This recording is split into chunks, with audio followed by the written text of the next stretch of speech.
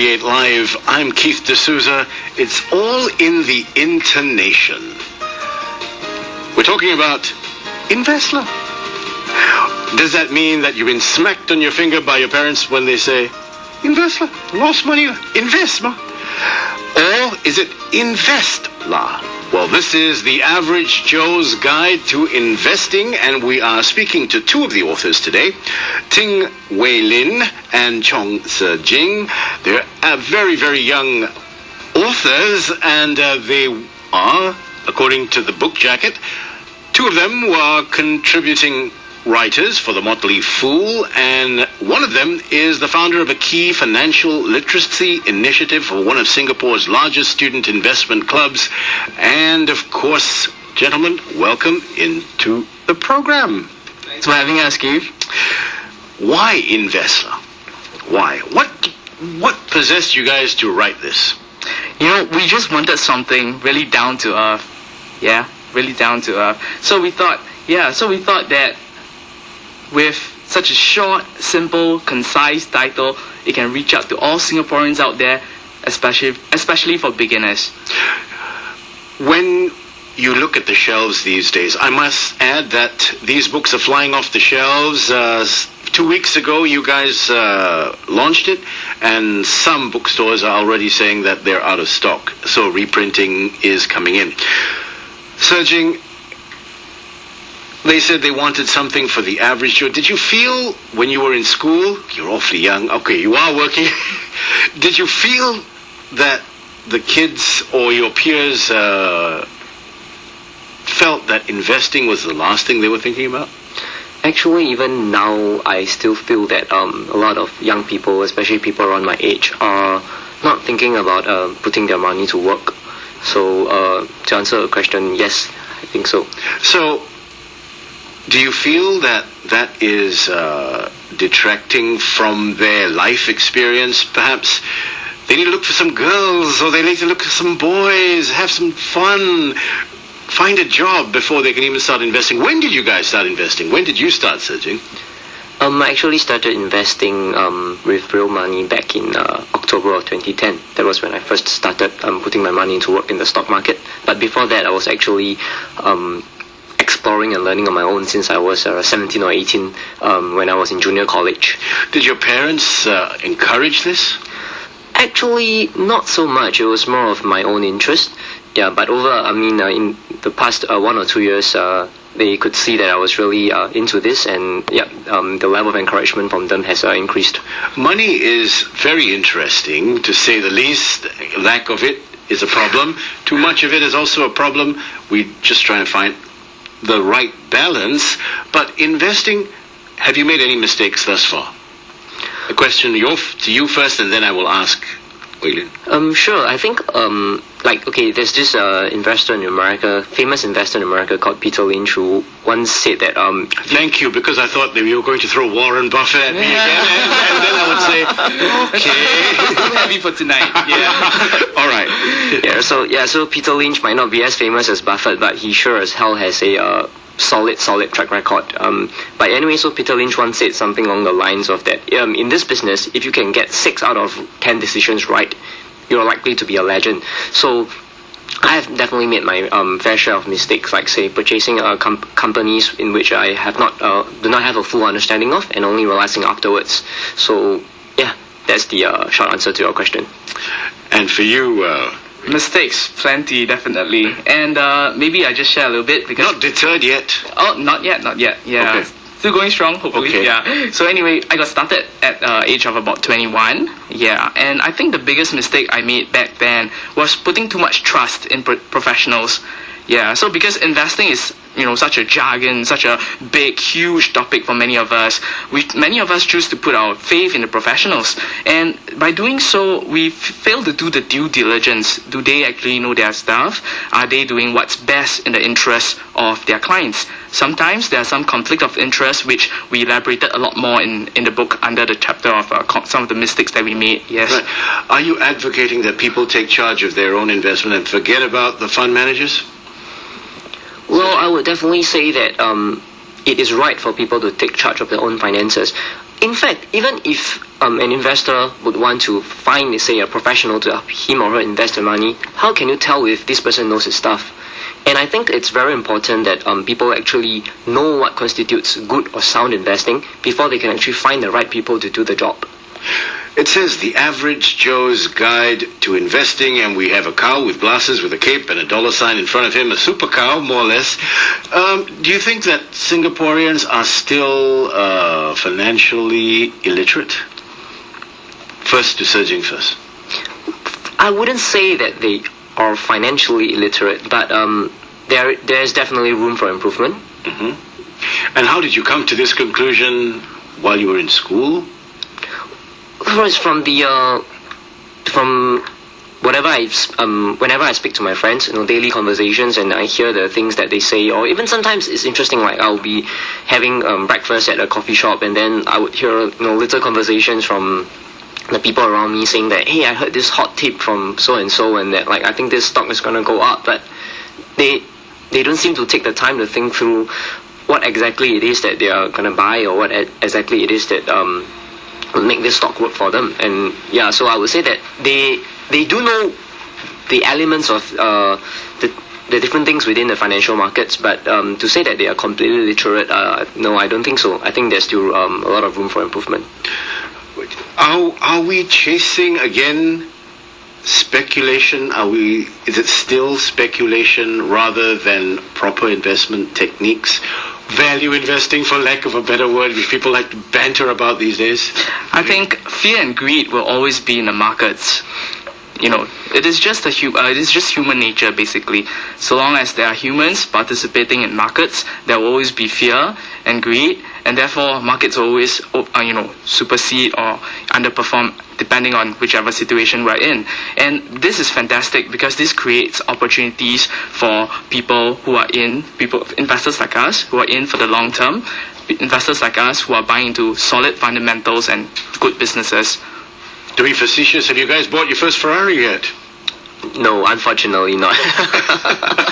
All right, have to ask. We just have to ask because whenever you talk about money and talk about investing, that's the first thing that people aspire to. And of course, immediate returns. When did you first see your investments paying off for you? I'll put this to Wei Lin first. Okay.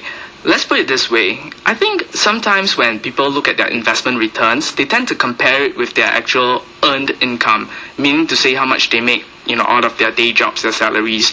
So I think the returns can only be seen, in my opinion, all right, once you cross maybe say around the 6-digit portfolio region, means to say that your entire worth of all your stocks is in the 6-digit range. Why do I say so? Because if you're looking at, say, probably a reasonable dividend portfolio of, say, giving you, say, 5%, for example, 500,000 will give you roughly, say, 10,000. Yeah. We are speaking today with Sir Jing and Wei Lin. They are the authors, two of the authors of Investla. The other one is in the UK. He is Sudan Purushottaman, and of course he's trying to reach us on the phone, but he is currently engaged at the moment. We are speaking today with Ting Wei Lin and of course Chong Se Jing. They are again the authors of Investla. We'll come back, talk some more about investing with our young guests right here on Moneywise on 938 Live. Moneywise with Keith De Souza on 938 Live. 938 Live. Welcome into Moneywise on 938 Live. I'm Keith De Souza speaking today with Ting Wei Lin and Chong Se Jing. They are two of the authors of this latest, The Average Joe's Guide to Investing in Singapore. And of course, it was launched about 2 weeks ago, and we're told that's flying off the shelves. Wei Lin, Se Jing, thank you for joining us once again. Putting this book together, was it a big ordeal? Why did you feel the need that, because there's so many self-help investing books out there from the famous W's and all that sort of thing. We won't mention their names, but Singapore-wise, we've also got Sean Seah. He went fishing with Buffett, and of course he's one of your mentors as well. But why? Why invest? Why this book? Well, because what we realized was that there were it's true that there are a lot of investment books out there, but there aren't that many which is which can work as a one-stop guide for say a beginner to be able to pick up the essential knowledge for that's required to invest his money. So that was what we strive to do. We wanted to make a book that's actually a one-stop guide for people who are new to investing. They pick this up and then hopefully it can give them a good solid grounding for which they can go on to explore further. And also we talk about topics that aren't actually that popular among, I wouldn't say popular, there are important topics that aren't that widely covered by the rest of the books out there, and one of these topics would be the on behavioral economics, which actually isn't that widely covered in behavioral economics. Waylin, your thoughts? Maybe I'll just share a little bit on why the book first. Okay. Writing a book has always been on my bucket list. Yes. Okay. So I think we're just really fortunate to be invited by Sean and Caden to pen our thoughts down. Yes. And I think Newton once said that if he could have looked further, seen further, it is by standing on the shoulders of giants. And I think for us, given that we're relatively young, we're just so fortunate to have learned and read from the brilliant writings of many successful investors way ahead of our time. So we feel that it is only right that we put their thoughts together as well, summarize it a little bit and share it with our friends and our fans as well. Yeah. For what our listeners would like to know, how much money have you guys made thus far, investment-wise? Okay, let's put it to Serging first and foremost. Ballpark figures, okay. Well, let's put you on the spot. Well, let's just say that I have achieved annualized returns in the ballpark of 20% a year or so. Out of a six-figure portfolio? No, not six-figure yet. I'm still building it. And yourself, Waylin? Okay, I started early, so from investing alone, about six-figure. Yeah, and I'm also looking at between 15 to 20% annualized returns. Because that's what people want to know. How do I beat the bank? How do I beat the interest that I am not earning in the bank these days? But let's face it, we're not earning a whole lot. I may be cash rich, but hey, I don't know anything about investing. What would you have to say to that? I think bank interest rates are really low at the moment. So if you just pick a nice dividend portfolio of some of the really great businesses, you should do fine. Yeah, businesses whose cash flows are relatively predictable. Yeah, maybe Are we looking at local stocks or stocks overseas as well? I think generally the whole concept of investing does not differ that much across the world. Like there are many investors who use more or less the same methods that they do to invest globally as well. So it's really about getting the concepts right, and then you can apply, and then just learning more about different companies in different parts of the world. People say I need a broker. Do you guys have your own brokers? I do my trades online. What about you, Wei Ling? Yeah, same. So do I. Actually, if you do your trades online, it's actually cheap. It's cheaper, much cheaper as compared to if you call into a broker. Yeah. And you know what they say about brokers, right? Mm-hmm. Yeah, they say never ask your barber whether you need a haircut. Yeah. Okay. So we believe that it's the same with brokers. Did you have a problem with the brokers? Yeah. Hold that thought. We will come back after Headline News Sports and Business. Talk some more with Serging and Waylin and about their book and things that most people don't cover in Investla, which is flying off the shelves. Moneywise Live. Welcome back into Moneywise on 938 Live. I'm Keith De Souza. We're speaking today with the authors of Investla. Well, I hope I'm getting that right. The intonation right. Do you have to get the intonation right? How would you guys say it? I'll just say it as Investla. All right. Like a true blue Singaporean. Like a true blue Singaporean. And I'm hoping it is geared at the Singapore investor, the young Singapore investor. We are speaking to the authors Ting Wei Lin and Chong Se-Jing. We talked about why they did this. What was your first, for each and one of you, what was your first capital investment in the stock market? At the age of 17, you said, Se-Jing. So I started learning and reading about the stock market when I was 17 or 18. So I made my first investment back in 2010. I think I was 23, 24 years old back then. And yeah, my first investment, I was actually in a group of 6 different American companies. That was my first. That includes like Apple, Ford Motors, and Activision Blizzard, the game maker. Yeah, so those 6 were my very first investments into the stock market. To be nosy, how many Apple shares do you own now, and can I shake your hand? Very little. Okay. Waylin. Yeah, I started when I was 21. So my first investment was about, say, 30 to 50,000 or thereabouts. Where did you get at 21? Oh, okay. So this is sort of like between you and me. Oh, but and the rest listening.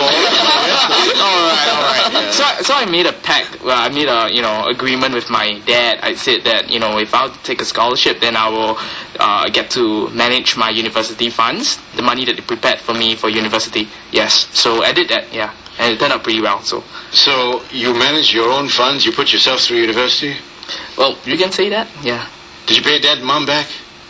Yeah. Over the years, there are more ways to pay them back than money, right? Don't you think so? I don't know these days. I really don't know. So we were talking about things that most books you felt did not cover, topics you didn't cover, behavioral economics, you were saying? What is that? So, for the uninitiated like myself. Alright, sure. So behavioral economics is actually this rather new field of study that combines economics and psychology to help explain why is it that people make irrational decisions with their money. For example, in the US, there's this behavioral finance expert and a financial advisor called Carl Richards who often uses this term called the behavioral gap. So the behavioral gap is there's actually a big difference between an investment's return and an investor's return. Say for example, over the past 25 or 26 years, the Straits Times Index has gone up about 8% a year after factoring in reinvested dividends.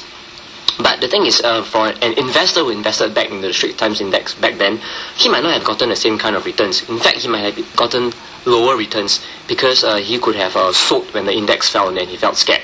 So that is the behavioral gap, the difference between an investment's return and an investor's returns. And it all stems from human emotions. So this behavioral economics is this whole field of study that tries to study why is it that people are prone to making such irrational decisions and what are the steps that people can take to prevent them from making such stupid mistakes. Waylin, what steps do you think that people should take? Because when you see the index tanking, almost minute by minute, and my money is going down with it, don't I cut my losses and run?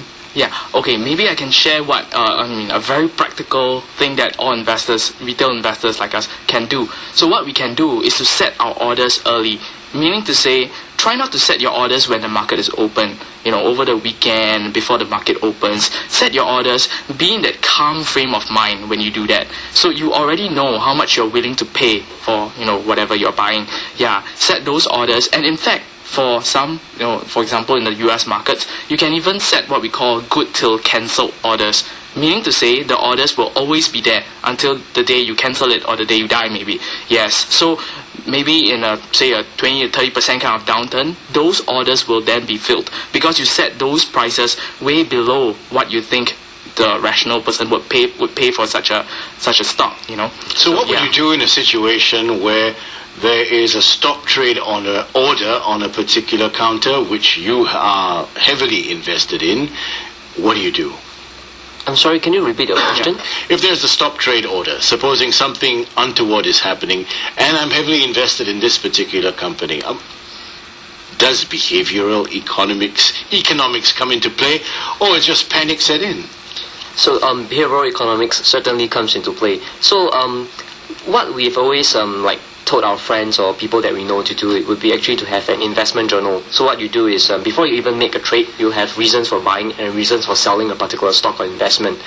And so if you're saying that if this stock has a halt or stops trading for some reason or another, check back on this journal and look back at the reasons on what would make you sell. If it's just a huge price decline without any changes to say the fundamentals of the business, then chances are it will be the best course of decision will be to actually stay put and not panic. So this journal would actually help you to prevent your emotions from taking charge in situations. That's all well and good, but the Singapore investor trades on margins.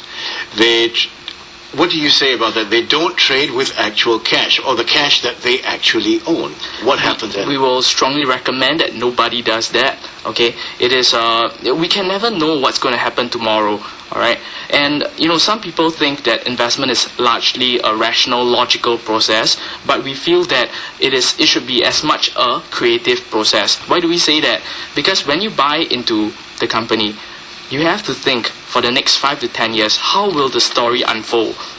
Will it expand rapidly? Which markets will it expand to? How will it expand? At the expense of what? Things like that. So when those stories unfold as per what you thought initially, then, well, carry on. Yeah, and if it doesn't, and if you find something better, well, do hop on to something else. We're speaking today with Ting Wei Lin and Chong Se Jin. They are two of the authors of Investla, The Average Joe's Guide to Investing. We will come back, speak some more with them after traffic news. Particular investments. Do people, I cut you off, Se Jin, before you had the chance.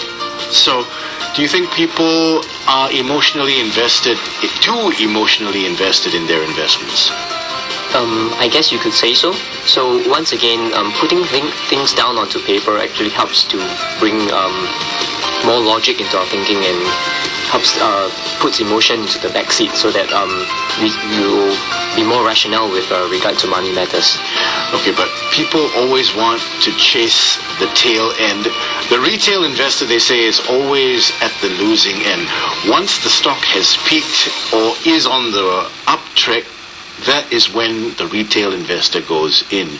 And when people have already made their money and it's on the down track, that's when the retail investor gets caught with his pants down. And this is a daily occurrence, and it's still happening on a daily basis. What do you have to say to people who are doing something like that? Okay. Yeah, actually, I beg to differ. Because as a retail investor, we have a lot of advantages over our professional peers, for example, the fund managers or the analysts. Now, why do I say that? As retail investors, we are the first people who purchase the products and services of many of these great businesses. So, for example, you receive a brochure in your letterbox, from this particular company offering you a particular service or product. And when you shop in the malls, at the end of the month, when you look at your receipts, you realize that you're always purchasing, certain products from a particular brand or business. Then you realize that by doing so, you are actually providing that recurring income for that business. So that itself is a great lead. That itself is a great way to get started to investigate some of these ideas. And in fact, Sergin and I have, through our experiences, seen how this has played out well and how retail investors could have gotten in early if they had done their due diligence. Having said that, the market is suffering a little bit from a lack of confidence brought on from, we have a throwback from 2013. It was a patchy year, up, down, round and about. Then people lost a little bit of confidence. They're on the sidelines right now. People say there's still value in the market, although we were the third underperforming market, last year, 2013. Do you think there's still value in the Singapore market? Well, I think I think it all boils down to whether you see value in any particular business. Because even though we're always talking about the stock market is all about quoting prices, which is actually different from the actual value of a business. So if you were to actually look at, say, business values, you might come to a different conclusion even though prices might be moving up, down, or sideways. Having said that, our listeners are always clamoring for interesting segments of the market. Do you guys invest on a sectoral basis or on a business-specific basis? I would say I would consider myself as a bottom-up investor. So I invest on a business-specific basis. So for me at least, I don't have a specific sector trend or anything that I look at. Or rather, I look at any business that is strong, fundamentally strong.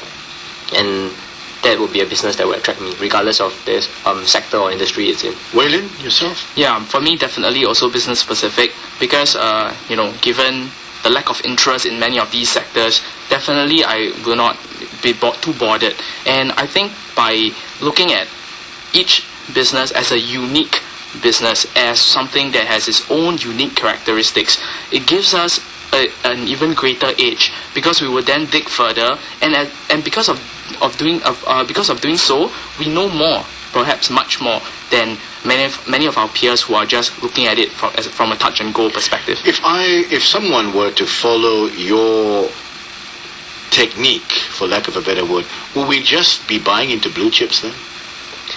No, not necessarily at all, because a fundamentally strong business does not necessarily mean that it has to be a blue chip. So even small businesses that are outside, say, the Straits Times Index, they can be strong and fundamentally strong businesses as well. So definitely does not mean that people just... So do you troll through your portfolio every day? How often do you troll through you just buy it and keep it? Now, there is a difference between buying to hold and buy and hold.